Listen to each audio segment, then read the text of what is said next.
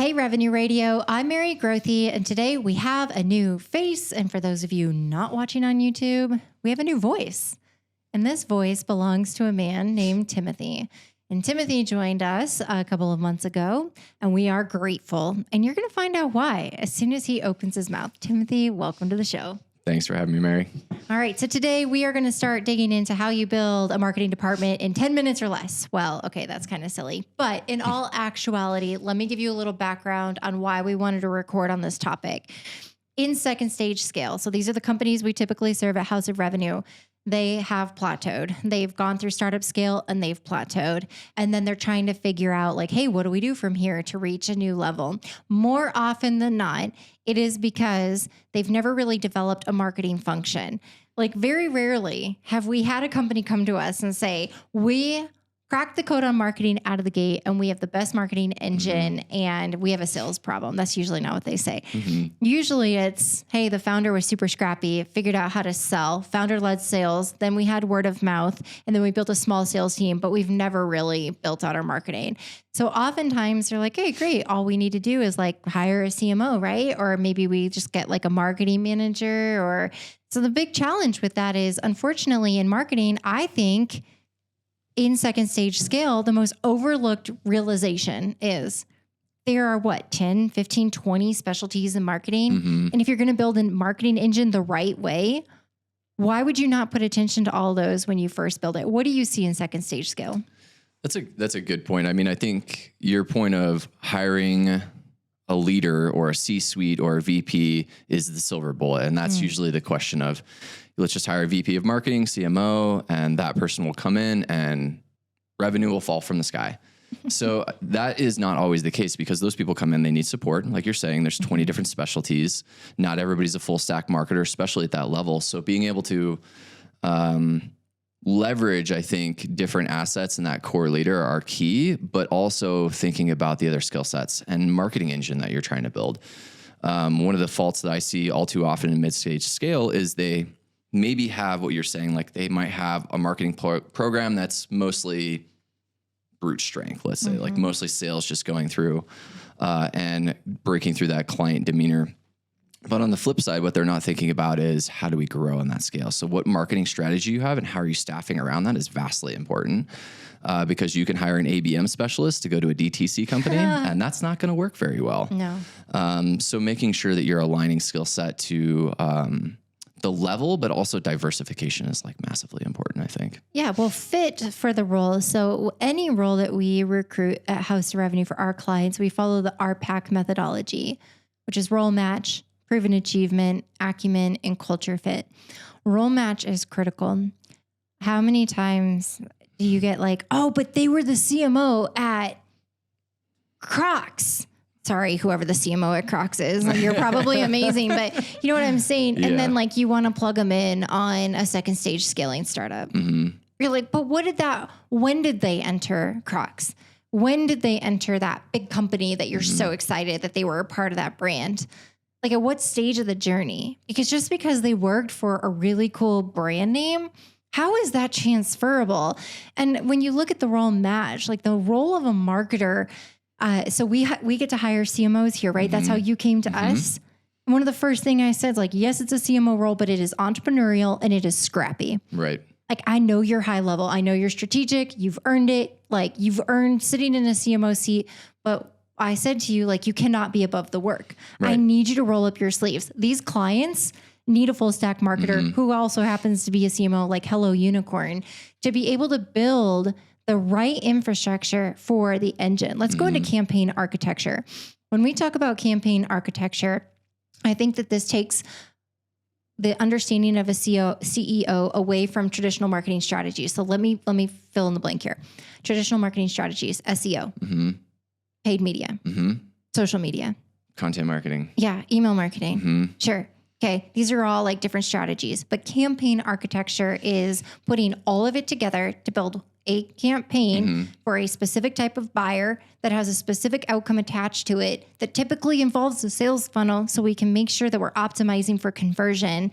So let's talk about campaign architecture and where do most marketers, when they're in this earlier stage, second stage scale, like where are they missing the mark on campaign architecture? That's one of my favorite topics. And I feel like it's one of the most over or underestimated aspect of marketing in general, because what you're trying to do there, if we think about it from the House of Revenue's bow tie model, on the front end, right, you're trying to gain new clients. That's always the important part. Gain new clients, get new leads, get new MQLs, get the leads rolling in. But secondly, where I see a lot of mid-stage startups start to petter out is in the adoption phase. So that back half of that customer journey, and not putting a lot of real emphasis there and assuming that CS or sales or AMs will fill in that gap for you.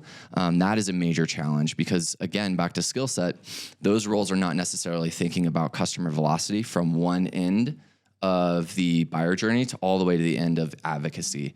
And I think that can be a deficiency. So the idea of a campaign architecture is quite literally that. It's the support bridge underneath your buying funnel. And if you improperly weight that, you're going to have areas where you're going to have deficits in your marketing funnel. That might be an adoption. You can get a client in, but 3 months in, they're like, this is not for me. I picked the wrong solution. I'm out. Because your adoption process, your onboarding process might have had some errors in it. So that part of it, if you think about the bow tie funnel and how it matches up to the campaign architecture, one is the model and the other one is the support structure. And that support structure is absolutely key when you're walking into it. And how that kind of dovetails into marketing strategy is if you're thinking about your marketing strategy without the lens of a campaign architecture, you end up scattershotting things really quickly, like, oh, this shiny picture, this pretty image, and not thinking about the customer journey holistically. And that's where you really can fall out on the MQL perspective, and also the customer adoption and advocacy aspects of it as well. So sure, adoption can be troublesome if they have a botched implementation experience or lack of training, but what about lack of articulation of what the product or service can actually do when they're in the buyer funnel? Like, how much of marketing should own the way that we're going to market and communicating the pains and problems we solve, who our ideal customer is, how we make their life better, and what to expect? Like, have you seen scenarios where maybe it wasn't implementation's fault or onboarding's fault? Like, did we correctly market this? Yeah. Like, I mean, where have you seen that fall apart? Yeah, I think a lot of that comes in expectation setting, like you're just saying, and some of the goals initially set. If sales and marketing are not aligned, and a really easy misalignment there is sales is saying something that CS or operations cannot back up, or marketing can not substantiate, or vice versa, frankly. I've seen it that way as well. And that can create a lot of problems in the organization, especially around adoption. But a lot of marketing's roles, I think, in the first part of that buyer funnel is setting expectations. Because if you're setting those expectations of what the client is going to see before they walk in and do a demo or visit with a BDR or any of that upstream client activity, that can be really important in the process. Because once you get to adoption, if they have a relatively good understanding of what the product is able to do, and you've sold that not to just the buyer, so the economic buyer end of that client, but you've also touched down into the user level, that's where you get a little bit more holistic adoption process, I think. Yeah. And that can be used by a lot of different marketing messages. That could be in-app pushing, that could be front-end expectation setting. There's a number of different deployment methods that you can use there. So I see when we look at common errors that happen in building the marketing department, there's very traditional marketing methods that have been used in B2B marketing specifically over the last decade. And inbound marketing is one of the big ones, right? So there's now innovation coming through that says maybe we shouldn't gate all of our content. Maybe we need to, what was that big Airbnb article that said like they've ditched marketing and now it's all on brand awareness? And so they doubled down on brand on just pulled all the advertising aspects of it. Yeah. Gosh, this is great for, a massive brand that like literally everyone knows what it is. Yeah. When you're the 800-pound gorilla in the room, that's an easy strategy to deploy. Yeah. I loved that article. And I'm like, how many young aspiring marketers are going to like go back, march into the exec's office? Guess what? we're ditching everything on advertising and we're only going on brand. It's like, okay, hold on. But so going back to my initial thought is when we're looking at building a marketing department today, I think one of the issues is resting on what has worked in the past. I think there's a lot of innovation coming out right now. I think that with Google's recent algorithm shift and prioritizing high value content over transactional blog content, which is really just like the big shift before that got people away from keyword stuffing and actually put into more thought leadership in blogs. Like we're in the next evolution because people started doing the exact same thing in keyword stuffing, transactional blog content. And now we're like, okay, Google's like, enough is enough. There's how many millions of blogs out there? Like, let's go to high value content and let's reward the domains where people actually get their question answered versus having to go back to the results and pick a different one. So we're seeing some of these trends. We're seeing some of these shifts. So I think one of the biggest mistakes that a second stage scaling CEO can make right now is building a marketing department the way that they know. Right. Or the way they've seen it done in the past. I think now is the time for innovation, which a good hypothesis is going to come from great audit and research. So you talked about what is the right step? Do we hire a CMO? Do we hire a marketing manager?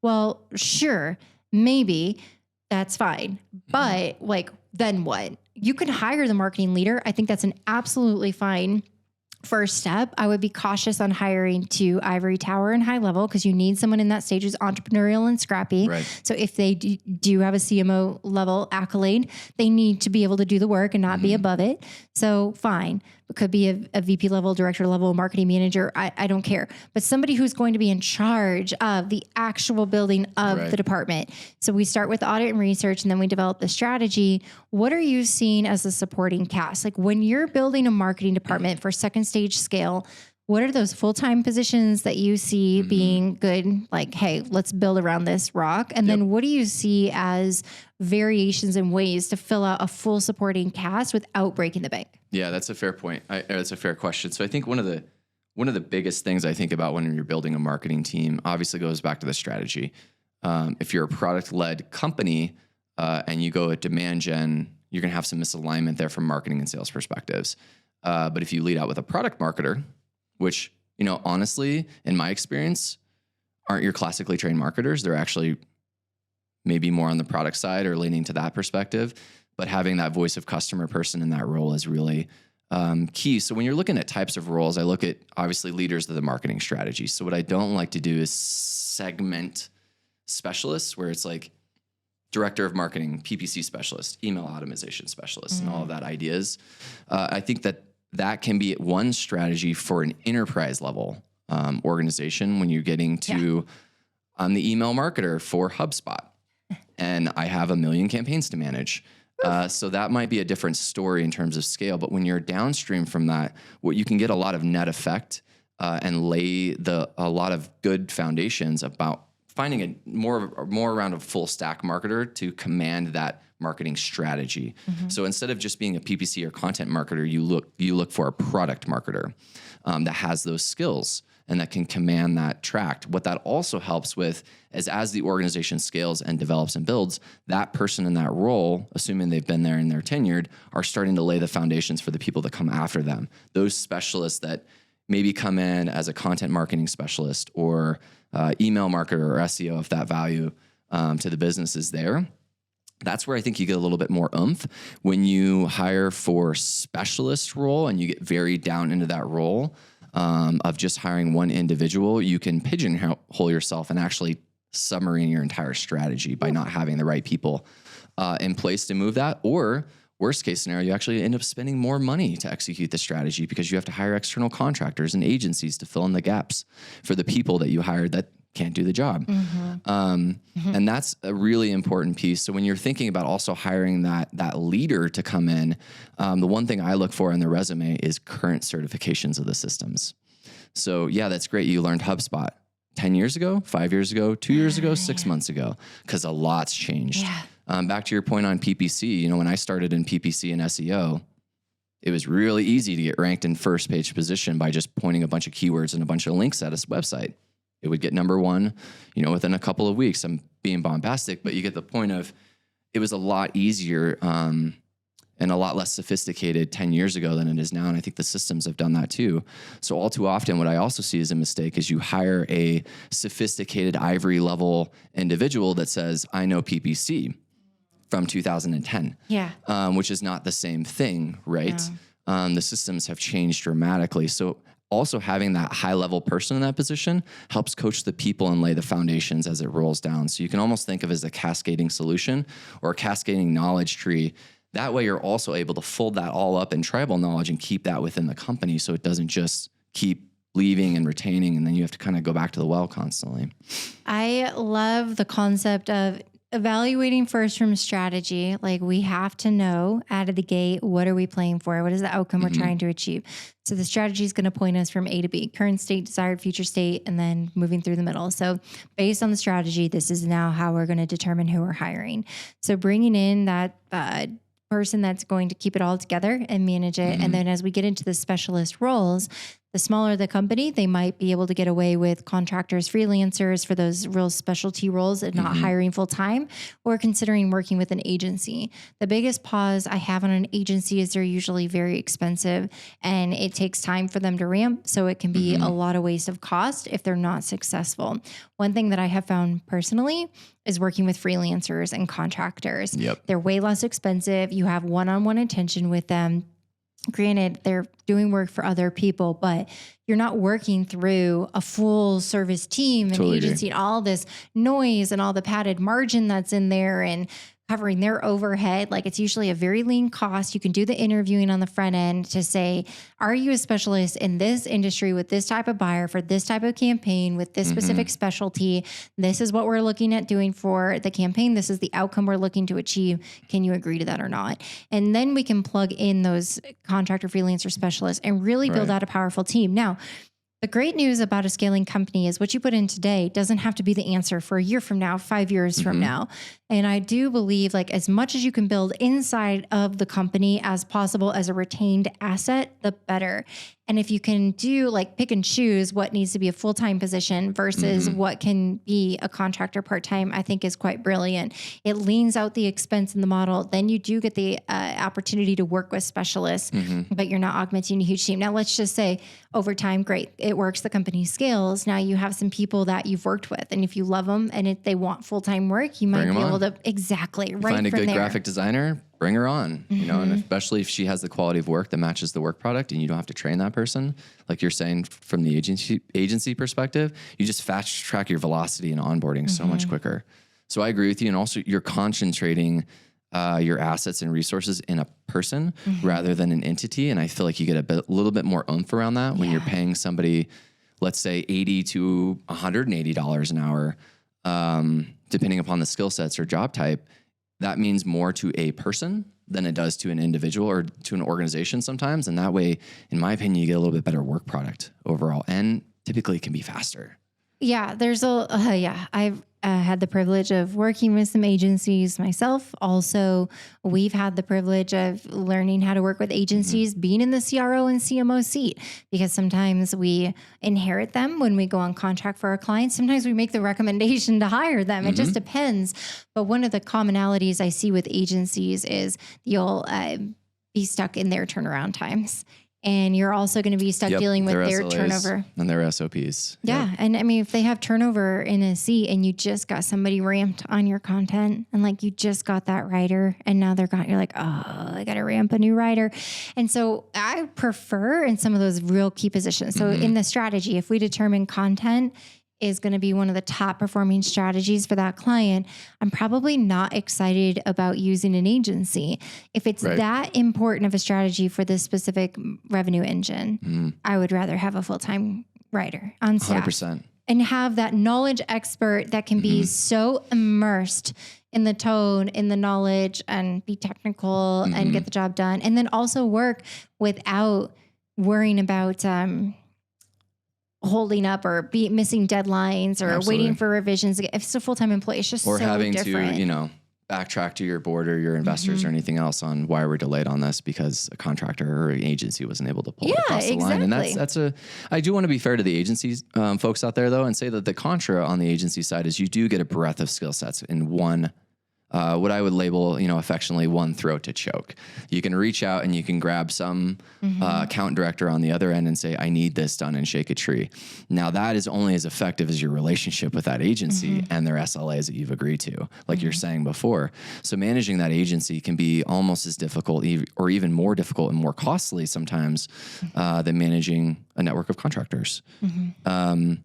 And some of you might be thinking, well, contractors are hard. Where do I find them? Where do I go? All of that stuff. My answer to that is always be networking. And I know that's something that everybody always says, like, constantly, and it's a little trite. However, I'm constantly looking for benches on my seat, whether it be for our next client or for a project, or there might just be somebody that says, I need this person that does this very specific thing. Do you have that person?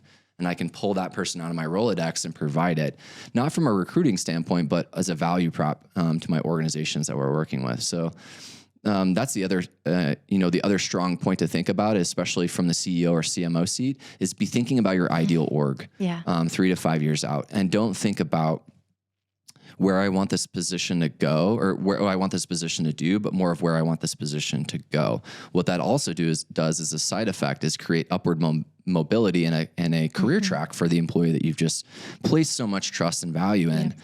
They feel trust and value because it's more of like, well, I could be a director. I could be a C-suite. I could get to there if I get these gates checked. So that's another, I think, other aspect of it. That's also really valuable. You also mentioned something earlier, and I think it's also important to time out because we just had this conversation with a client, which is around timing. When do you hire is also as important as who do you hire. Yeah, tell me more.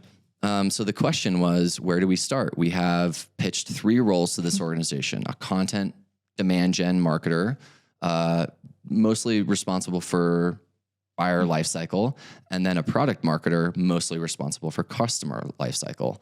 And then the next thought was, well, which one do we hire first? And I said, neither. Let's go after the creative and brand person first, because that's the biggest thing that we have in front of us with this client. They do want to go to a rebrand. They are looking at a new website and other things, and that's going to come with a lot of brand work, like messaging archetypes and foundations, a lot of your ICP research and foundations. Having that brand leader on the team as a foundation from that, I felt was more important than getting somebody in from a demand gen to work with a website that, guess what, doesn't convert.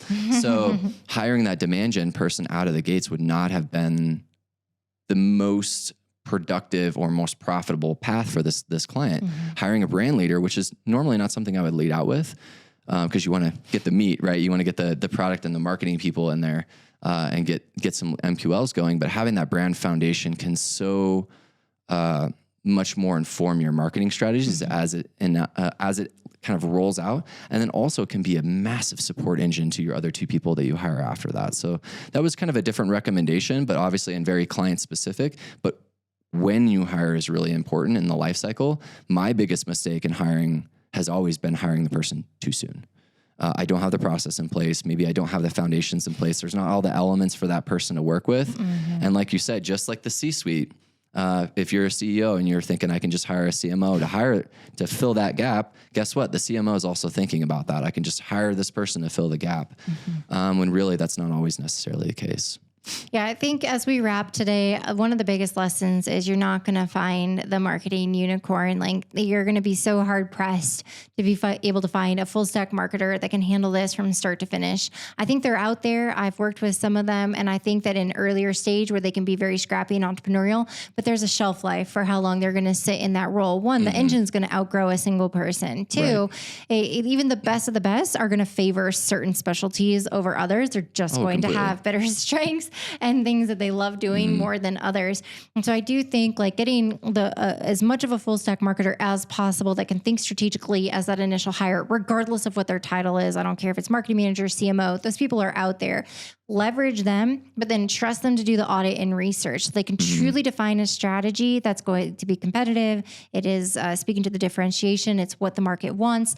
And then as they go to build it, listen to them. Because if they're going to say, hey, look, based on this strategy and where we are today, these are the 3 positions. We need 1 full-time and we need 2 specialists. Like, let them build, trust them on that. I think as we look at, it's not just who we're hiring, but when we're hiring. Marketing is an unbelievable animal that I feel like is very unknown in a lot of corporations, especially the smaller companies. that make it through startup scale based on scrappy founders who are great salespeople, word of mouth, referrals, connections. That's awesome. But when you grow up as a company and you actually have to build an engine, please do not be surprised when you have this amazing head of marketing step in and say like, hey, we're going to need 5 or 6 roles. Like, don't let your head spin. You know, it needs to happen. Otherwise, you're going to have some generalists and then you're paying for people to do certain parts of a campaign. Like if you think of an orchestra, you have people sitting in different seats to make beautiful music. Right. But if you have mediocre talent or you have one person that's trying to play 4 different instruments, like that only lasts so long, and you've got to staff the orchestra if you want the beautiful marketing engine to be singing. Does that even make any sense? No, it doesn't. I love the analogy of the orchestra because that's exactly how I think of it as well. As it's, you know, you have your maestro, right? But your maestro can set up there your conductor, and they're playing music, and they might not have written the music, which is another thing, right? So they might. That's a whole nother episode. Yeah, Don't take us down that road. We have to wrap. But like thinking about it from that perspective, I totally agree with you. Some of the other challenges we could skip that piece of it, cut that out, but, No, we're keeping that in. Okay. But like, I think some of the other, you know, we talked about a lot of the challenges around when and where to hire, what not to hire for.